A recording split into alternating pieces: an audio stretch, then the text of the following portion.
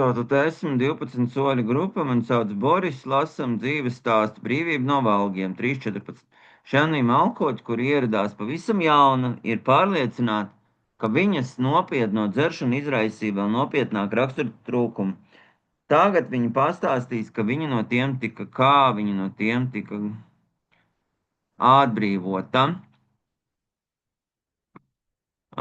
Šajā visā būtiskākais ir fakts, ka 23 gadu vecumā es biju tikpat slims kā 33 gadu vecumā, kad beidzot ierados anonīmos alkoķos. Taču tolaik man vēl nebija kur iet, jo man vēl nebija problēma ar alkoholu.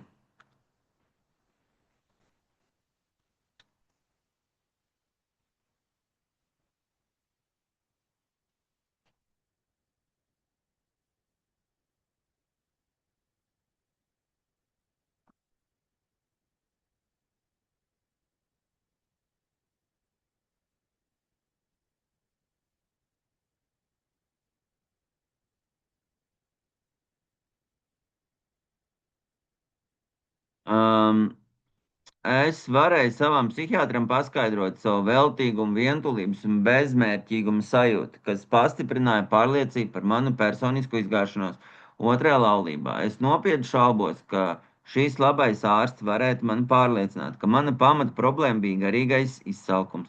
Taču Anī Malkoķi man atklāja šo patiesību, jo es tolaik biju vērsusies, ja es tolaik būtu vērsusies baznīcā, esmu droša, ka viņiem nebūtu izdevies mani pārliecināt, ka slimība bija manī pašā, nedz arī to, ka nepieciešamība pēc pašanalīzes, kādu man parādīja animi alkoķi, bija būtiska mana izdzīvošanas sastāvdaļa. Tā kā man nebija kur iet, vai vismaz tā man likās. Kolīdz sākā atgūt dzeršanu, mani vairs nekas dzīvē nebiedēja. Jau no paša sākuma man likās, ka alkohols man palīdz atgriezties manā mazajā privātajā pasaulē, kur neviens man nevarēja nodarīt pāri. Liekas tikai loģiski, ka tad, kad es beidzot patiešām iemīlējos, tad iemīlējos alkoholiķi un nākamos 10 gadus, cik vien tas cilvēcīgi bija iespējams, manī strauji progresēja bezcerīgs alkoholisms. Tolaik mūsu valsts kāroja. Mans vīrs drīz vien uzvilka uniformu, bija viens no pirmajiem, kas devās pāri jūrai. Es to daudzajādā ziņā reaģēju tikpat kā toreiz, kad 7 gadu vecumā šķirās mani vecāki. Acīm redzot, es fiziski pieaugu tādā pašā ātrumā kā visi pārējie, un gadu gaitā bija attīstījusies vidusmēra intelekts, taču emocionāli es nebiju spējīga nobriest. Tagad es apzinos, ka šo attīstības fāzi kavēja mana apsēstība ar sevi, un mans egocentrisms bija sasniedzis tādus apmērus, kā piemērošanās jebkam ārpus manas kontroles šķita neiespējama. Es gremdējos sevi žēlošanā un aizvainojumos. Vienīgie cilvēki, kas atbalstīja šādu attieksmi vai kas, manuprāt, mani saprata, bija tie, kurus satiku bāros un kas dzēra tikpat daudz kā es.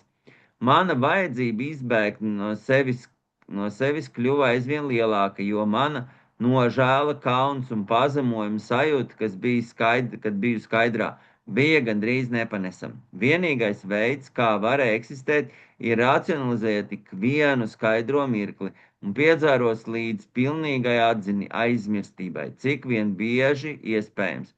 Pēc kāda laika atgriezās mans vīrs, taču mums nevajadzēja ilgu laiku, lai saprastu, ka mēs nevarējām turpināt mūsu laulību. Ap šo laiku es tikai prasmīgi biju iemācījusies sevi apmuļķot, ka biju sevi pārliecinājusi, ka visu kara laiku biju sēdējis un gaidījis vīru, pārnākam mājās, un mana aizvainojuma un sevi žēlošana pieauga līdz ar manu alkoholismu.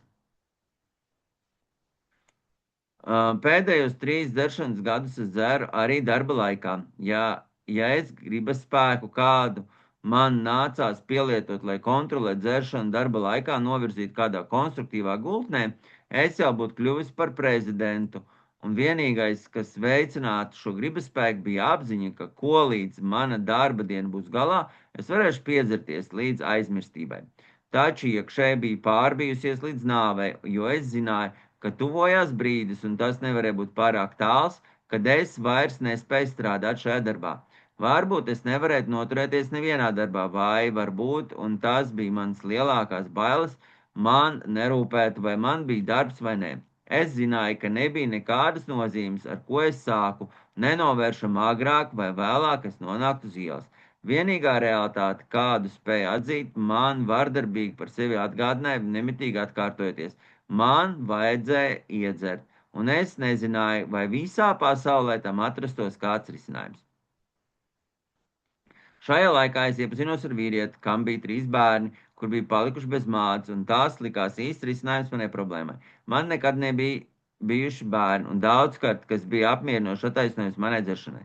Likās loģiski, ja es apprecēju šo vīrieti un uzņemos atbildību par šiem bērniem, viņi man noturētu skaidrā. Tāpēc es atkal apprecējos, kad dalījos dzīves stāstu ierodoties anonīmos alkohols, viens no maniem alkohoļiem draugiem teica, ka es pilnīgi droši biju programmai, jo mani vienmēr interesēja cilvēks glābšana. Es tikai to darīju pa vienam vīrietim.